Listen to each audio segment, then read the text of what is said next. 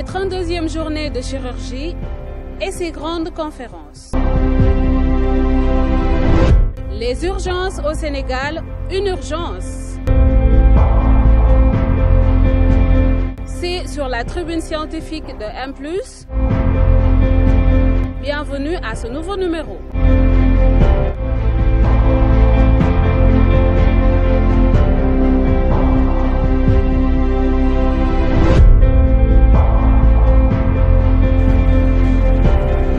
Merci beaucoup, Dr Massamba. Tous mes remerciements également au comité d'organisation de nous avoir conviés à partager. En fait, c'est juste un partage donc, du plan d'intervention, en tout cas que le SAMU a mis en place pour faire face à la prise en charge en cas de catastrophe, en cas de nombreuses victimes. Alors, donc, dans le concept, en fait, si on regarde bien, le plan, on appelle ça plan Novi, plan nombreuses victimes, mais en fait, c'est l'ancien plan rouge dont on parlait. Souvent, avant, dans les plans, on parlait beaucoup de couleurs, de plans rouges, de plans blancs, mais maintenant, c'est des plans qui renvoient vraiment à l'action réelle. Par exemple, dans les plans blancs, on parle maintenant de plans de mise en alerte des services hospitaliers. Le plan rouge est devenu plan de nombreuses victimes. En fait, nombreuses victimes, mais sur le versant préhospitalier. C'est-à-dire que c'est sur les sites de l'accident, c'est sur les sites d'un grand sinistre, que ce soit un attentat, que ce soit un accident de la circulation même, avec un nombre très important de victimes, dans les pays développés également. De temps en temps, on note ça avec certains accidents nucléaires, mais également dans les usines et dans d'autres choses. Théoriquement, ce plan de nombreuses victimes doit être mis en place par plusieurs secteurs dans le préhospitalier. Par le SAMU, bien sûr, par les pompiers, mais également par la Croix-Rouge et les autres acteurs, les autres intervenants donc, dans le préhospitalier. Et théoriquement, je dis bien théoriquement, il devrait être coordonné par le préfet. Validé et coordonné par le préfet. On verra que ce n'est pas le cas dans notre pays. C'est pourquoi on verra que chacun y va de son propre plan. Et ça a l'intérêt de discuter de ces choses parce que dans les recommandations, effectivement, il faudra que les gens s'asseyent, d'autant plus que c'est le même sinistre, c'est les mêmes victimes. Il faudra que les gens s'asseyent pour discuter un peu sur la coordination de ces différents plans.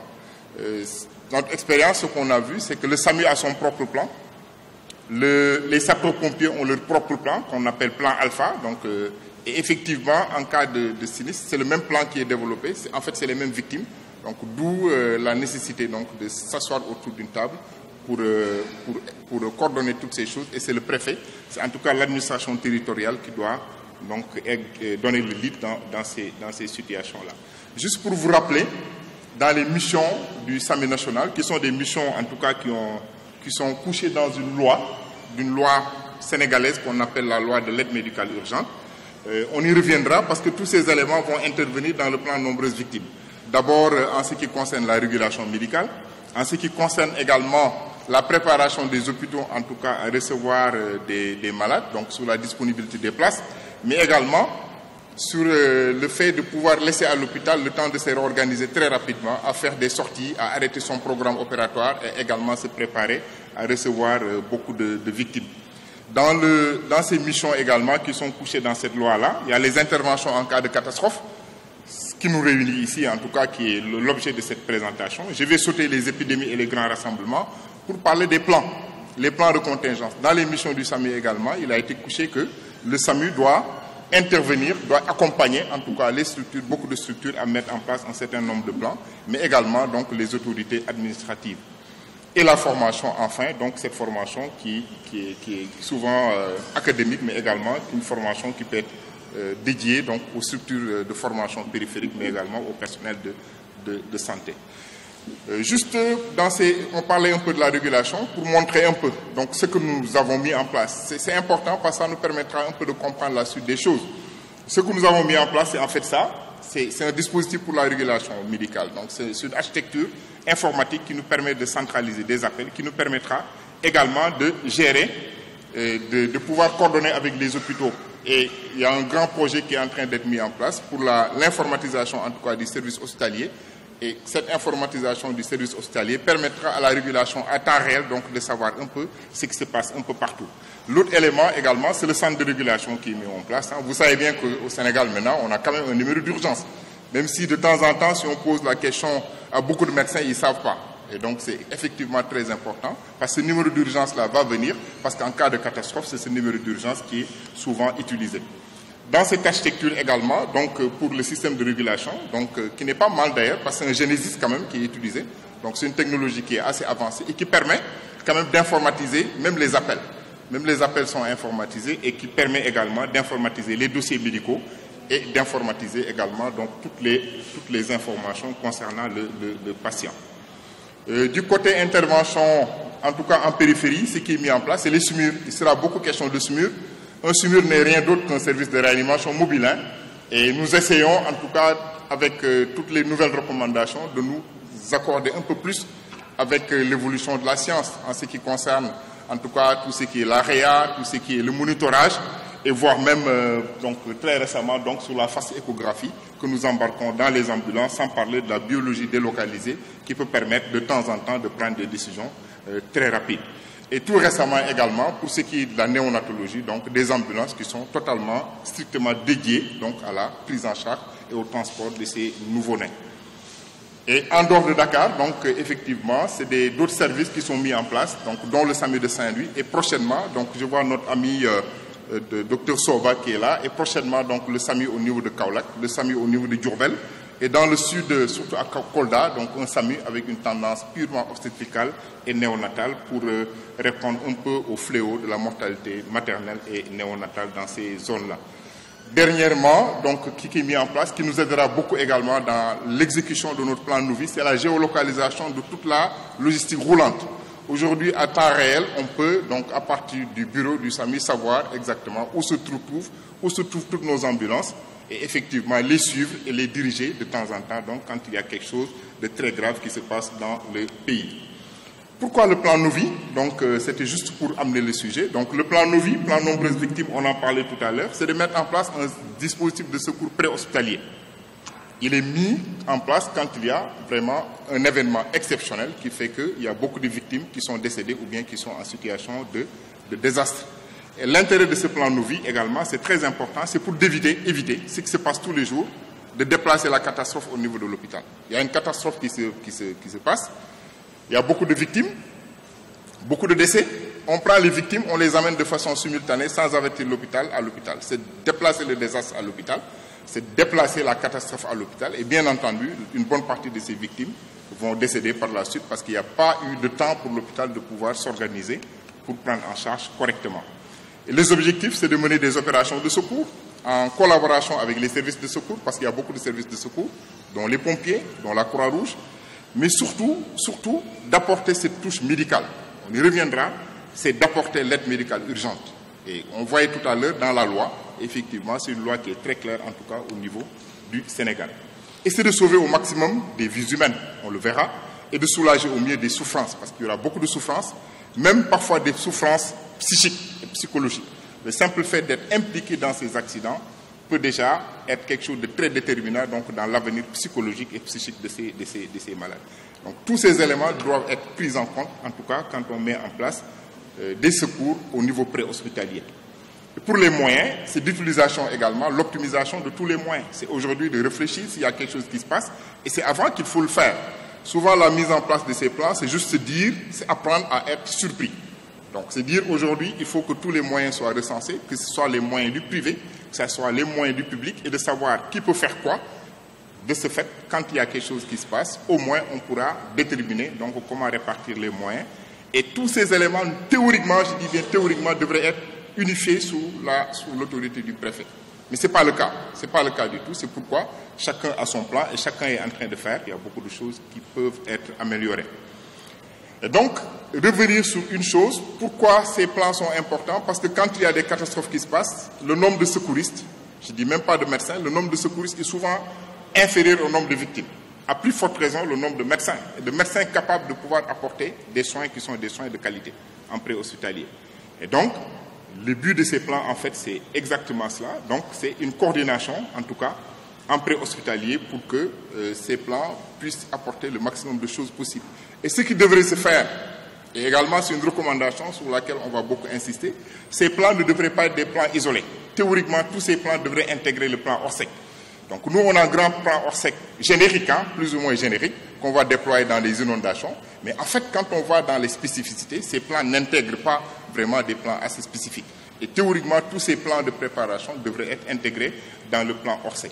Et ce plan doit être également accompagné d'un plan qu'on connaît très bien, que l'on appelle les plans hospitaliers. Les plans blancs d'établissement. Chaque hôpital devrait avoir son plan blanc, ce qui est en train d'être fait d'ailleurs, et qui peut être amélioré aussi. Et au-delà de ces plans d'établissement, on peut élargir ces plans. Donc, et ça également, il faut que l'autorité administrative rentre donc en jeu. Et les objectifs de façon plus spécifique, c'est de limiter les conséquences de l'événement, on l'a vu, en optimisant en tout cas les secours sur les lieux de l'accident, avec beaucoup d'impératifs. Hein. Dans ces impératifs, on le verra, donc il y a la gestion de l'alerte. Qui donne l'alerte, qui reçoit l'alerte, comment gérer l'alerte, comment reconnaître, comment monter en puissance. Donc tous ces éléments donc, sont couchés donc, dans ce plan. La rapidité de la mise à disposition des moyens, parce qu'il faut très rapidement que ces moyens soient déployés. Ça se passe en dehors des heures de travail, ça peut se passer le week-end, ça peut se passer en pleine nuit. Comment faire pour que le personnel rapplique? Donc dans ce plan également, il faudra mettre des dispositions permettant de rappeler très rapidement le personnel, donc pour avoir des ressources humaines de qualité. Le déclenchement de la procédure de rappel, comment ça doit être écrit, ça doit être validé, ça doit être testé donc, au cours des simulations. Dans les dispositifs également, qu'est-ce qu'il faudrait? Comment coordonner avec tous les acteurs? Aujourd'hui, on ne va pas attendre que les choses se passent pour dire qui peut faire quoi.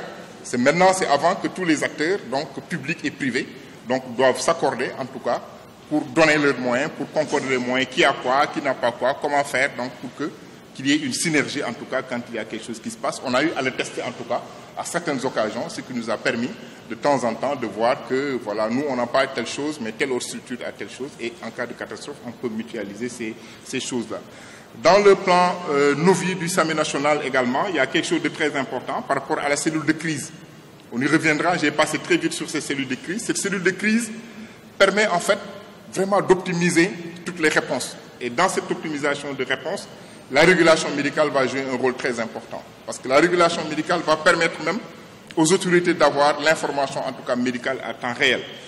Et sur le site également, cette régulation permettra, en tout cas avec les équipes qui seront déplacées sur le site, de participer à la gestion médicale. J'insiste bien sur le terme gestion médicale, on y reviendra. Parce que la catastrophe, si on voit un peu ce qui se passe dans le pays, si on regarde un peu les plans qui ont été développés, je pense que l'aspect sécuritaire a pris le plan sur l'aspect médical. Et ce qui est très grave, parce qu'en fait, nous serons frustrés.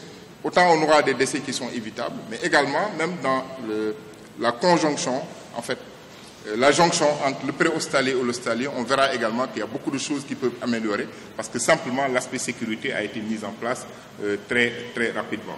La coordination de l'évacuation, qui doit être quelque chose de très précis, donc au niveau à partir du poste médical avancé. La coordination même avec les psychologues. Donc pour gérer les secouristes déjà, parce que s'il y a une explosion avec des membres arrachés, même les secouristes, ils ont besoin de secours en ce moment, à plus forte raison, donc les victimes, et parmi les victimes, c'est les impliqués, qui sont ceux qui n'ont pas vraiment de grande légion, mais qui ont été témoins qu'il faut secourir sur le plan psychologique. Les contextes de déclenchement, on va passer très vite, hein, donc c'est vraiment, ça peut passer d'une explosion, ça peut passer d'un attentat, ce qui est l'actualité, hein. Nous sommes les seuls épargnés dans la sous-région jusqu'à présent. Et donc ça peut se passer, mais quand même beaucoup d'exercices de simulation dans ce sens. Un accident NRBC, une prise d'otage, ça peut être autant même un accident d'avion, ça peut être un accident de train, ça peut être également un accident de la circulation, simple, hein, avec beaucoup de victimes. Et de temps en temps, nous exerçons sur ces choses parce que, surtout dans la zone de Kaolack, de temps en temps, nous avons ces types d'accidents. Et tout récemment, donc, la chute de l'hélicoptère qui avait donc fait un nombre très important de victimes. Revenir sur la gestion de l'alerte. Comment se fait l'alerte? Habituellement, l'alerte peut venir de partout, hein. Un témoin peut alerter le SAMU, peut alerter les pompiers, un médecin, un témoin, voilà, l'appel peut venir des pompiers directement, ce qui s'est passé tout récemment. L'appel peut être reçu également parce qu'on a un système quand même qui est mis en place au Sénégal qu'on appelle un système GOTA, donc qui est un système qui a été paramétré. On avait profité donc de l'organisation de la francophonie pour demander au ministère de l'Intérieur de configurer en tout cas un système qui permet d'avoir des réseaux. Et c'est important parce que ça permet de gagner du temps. Dans ce réseau GOTA, on a le réseau des pompiers en continu, tout ce qui se passe avec les pompiers. On a un réseau de la direction de la sécurité publique également qui peut signaler des événements qui peuvent être dangereux. Et également, il y a le réseau du SAMU. Les trois réseaux sont indépendants, mais chacun peut écouter l'autre. Et donc, du fait que, rien que à la garde, par exemple, le médecin qui est de garde, il a l'obligation d'écouter, par exemple, tel réseau. Le pompier qui est de garde au SAMU a l'obligation d'écouter le réseau des pompiers. Et donc, de ce fait, sur un événement exceptionnel qui se passe, le simple fait d'écouter ces réseaux continus qui fonctionnent 24 heures sur 24 permet donc de connaître l'information et de pouvoir s'organiser très tôt. Donc l'appel peut être reçu également du ministère de la Santé, peut être reçu des politiques, et souvent même c'est les politiques qui sont les plus souvent les plus précocement informés. Et donc ça c'est la procédure pour la confirmation de l'alerte réciproque que nous mettons en place. Donc effectivement c'est les pompiers qui appellent le SAMU, c'est le SAMU qui appelle les pompiers, la confirmation, donc c'est juste des procédures donc, pour être un peu plus juste dans la réponse. Et dans la gestion de l'alerte, en fait, va passer par la confirmation, la reconnaissance donc, de l'information qui a été donnée. Et cette reconnaissance, le simple fait de passer à cette reconnaissance permet déjà, parce que si on entend quelque chose, on met tous les moyens, on a peur de la population et parfois c'est de fausses alertes. Donc il faut la confirmation de ces éléments, la reconnaissance de l'événement, c'est quelque chose de très important. La montée en puissance, on en parlait tout à l'heure, le déclenchement de la procédure de l'appel du personnel et la coordination avec les services de secours et les services de sécurité sur le terrain. C'était juste la composition de notre cellule de crise parce qu'il était question de parler de notre plan, mais surtout les missions de cette cellule de crise. Les missions de cette cellule de crise, c'est d'optimiser très rapidement les moyens opérationnels. Et les moyens opérationnels, on y verra, on y reviendra dans ces moyens opérationnels, c'est de lister ce qu'on a et de réviser. Si aujourd'hui on dit qu'on a 10 SMUR, c'est validé au niveau national. Demain on a un SMUR qui sort de ce dispositif, il faudra réécrire, il faudra réinformer donc, pour que les gens sachent que le dispositif a changé. Donc tout ce qui peut intervenir, en tout cas dans ce dispositif de secours, doit être écrit et partagé avec les autres, de sorte qu'on sache effectivement qu'est-ce qu'on peut déployer, qu'est-ce qu'on ne peut pas déployer, et également voir avec le privé également ce qu'on peut, même si de temps en temps c'est très difficile avec certains. Dans ces moyens opérationnels, c'est à 3 niveaux. D'abord pour la régulation, nous fonctionnons 24 heures sur 24 avec 5 postes habituellement, donc 5 postes qui fonctionnent 24 heures sur 24 en entrée et en sortie, c'est-à-dire en réception d'appels et en émission d'appels, et la possibilité de passer très rapidement en 15 postes opérationnels. Et ça, c'est également une procédure qui est validée avec tout l'équipement qui est déjà là, et c'est le chef du service informatique du service qui est responsable de cela. Et donc, dans une situation de catastrophe, donc vous voyez l'importance donc de ce chef de service informatique qui doit tout de suite dans la procédure d'appel doit être la première personne à rappeler, qui doit également venir sur place. Et les moyens supplémentaires de communication, parce qu'aujourd'hui, il faut dire dans une catastrophe, le réseau de télécom peut être complètement saboté, on ne sait jamais. Et donc il faut réfléchir sur des moyens supplémentaires de communication. Le GSM peut ne plus être fonctionnel, et c'est là qu'on met en place d'autres systèmes, dont le système Gotha, mais également dans un système de Tokiwoki simple, en attendant que, en tout cas, le ministère de l'Intérieur, ou bien voire même le SICO, qui vient d'être mis en place, mette en place un système de communication qui nous permettra de pouvoir travailler. Dans les moyens opérationnels, c'est la logistique roulante et les RH, on y revient, on en a parlé tout à l'heure, c'est les équipes SMUR, les médecins, les infirmiers, les ambulanciers, et ces procédures vont varier selon l'heure, selon le nombre de personnels présents ou pas, et donc qu'il faut rappeler et les renforts qu'il faudra éventuellement renforcer. Et les lots catastrophes, et ça c'est quelque chose de très important, on en parlera un tout petit peu quand on parlera de l'hôpital. Les lots catastrophes doivent être préparés et disponibles. Et donc là c'est vraiment quelque chose de très important. On ne va pas attendre la catastrophe aujourd'hui pour dire qu'il faut des lots catastrophes. Même dans nos hôpitaux, ces lots catastrophes doivent être disponibles, doivent exister, doivent être testés.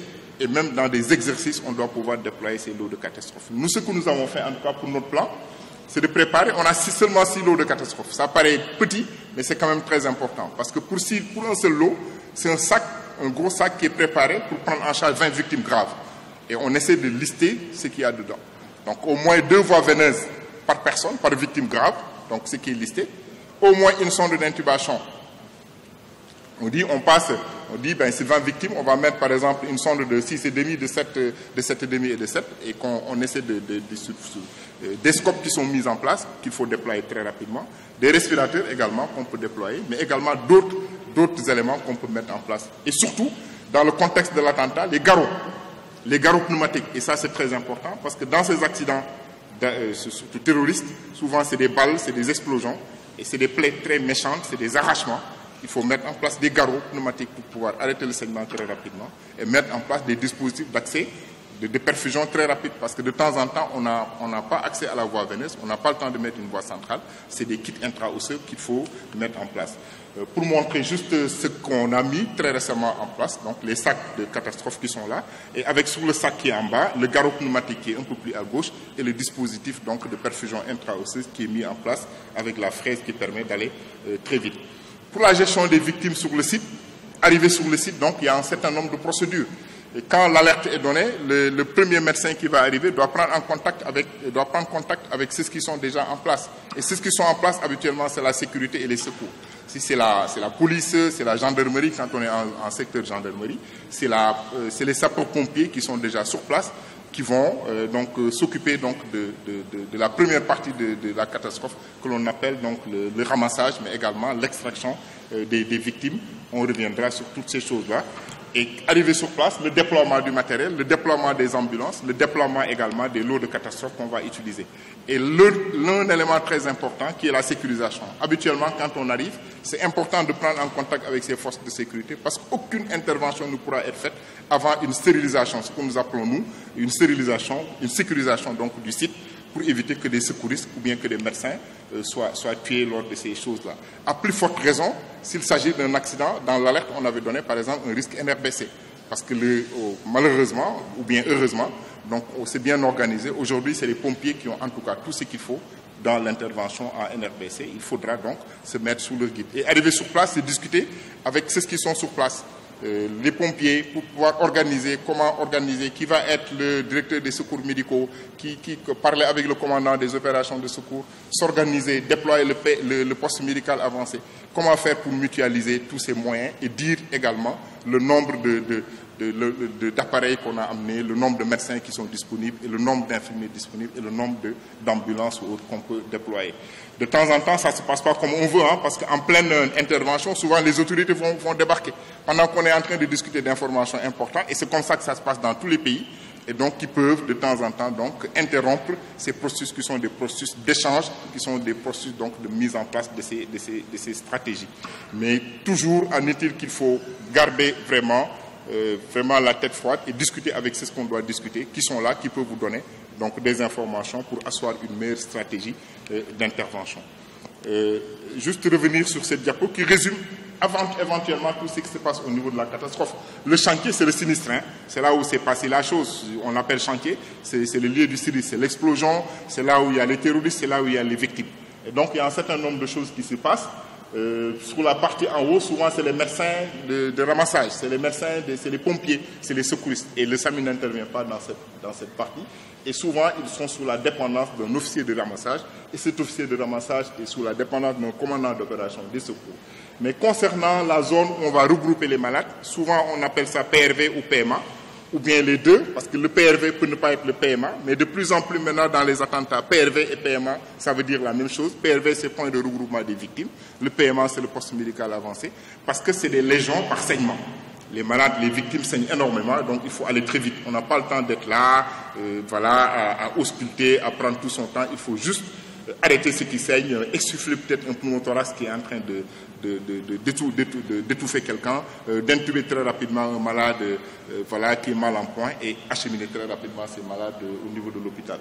Mais au niveau du PMA également, il y a vraiment des choses assez particulières. Donc dans le tri, les urgences absolues, les urgences relatives, donc tout un tas de protocoles qui sont écrits qui permettent de passer très vite pour cela. Et en plus, à partir du PMA maintenant, organiser le link avec l'hôpital. Avec un médecin qui est là, souvent c'est un officier d'évacuation, et donc qui va discuter avec le directeur des secours médicaux qui gère le PMA pour voir quel moyen adapter. Si c'est un véhicule simple, véhicule de secours aux blessés, qui est juste un véhicule de transport, ou bien c'est une unité mobile hospitalière, c'est un SMUR, une ambulance de réanimation, ou bien c'est d'autres moyens qu'il faudra mettre en place et coordonner essentiellement avec les structures qui vont recevoir. Dans la réalité, ça ne se passe pas toujours comme on veut. Donc là, c'est ce qu'on avait vu quand au stade, les choses s'étaient effondrées, et donc où tout était confus. Et là, vraiment, dans la théorie, c'est bien, parce qu'on va dire, oui, c'est ce qui ramasse, oui, le PMA, Mais en fait, dans certaines situations, tout est confus. Quand le drame au stade s'est passé, c'était vraiment la grosse cacophonie, parce que ce qui était grave, c'est que c'était dans une même enceinte. Le stade étant une structure assez fermée, et donc même quand les officiers de ramassage étaient là pour gérer, donc on voyait le public qui était là très inquiet, parce j'ai mon frère qui est dedans, j'ai mon ami qui est dedans, donc souvent c'est très difficile, et avec les décès qu'il y a eu, la sécurité a voulu être assez prudente.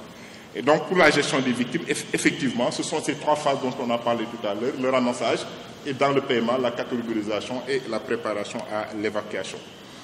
Et effectivement, c'est les mêmes choses donc, qui se passent à ce niveau-là. Et donc là, c'est l'exemple d'un paiement, où donc, on a quand même des victimes qui sont assez réparties, où les médecins sont là en train de faire, donc parfois des gestes qui peuvent sauver. Je reviens un peu sur le stade, tout à l'heure. Vous voyez, pour le ramassage, ce qui s'est passé, c'est la même chose qui était revenu dans le paiement. Parce que le paiement qui a été improvisé sur la pelouse. Alors que le stade, c'est circulaire. Les victimes, il y en avait partout. Mais également, les impliqués, il y en avait partout. Et chacun voulait venir voir si mon frère n'est pas dedans. Donc, du coup, et la sécurité était débordée. Vous voyez, on travaillait au milieu du public. Et de temps en temps même, vous êtes sur quelqu'un en train de travailler, c'est quelqu'un qui vient même vous taper par derrière, vous dire « Ah, c'est mon frère », donc c'était vraiment compliqué. Et parfois, dans la réalité, ça ne se passe pas vraiment comme on veut. C'est assez compliqué et ça pose parfois des problèmes de sécurité. Dans tous les cas, tous les moyens sont mis en place et les moyens sont séparés. Si vous voyez à gauche, on a mis les ambulances de réanimation.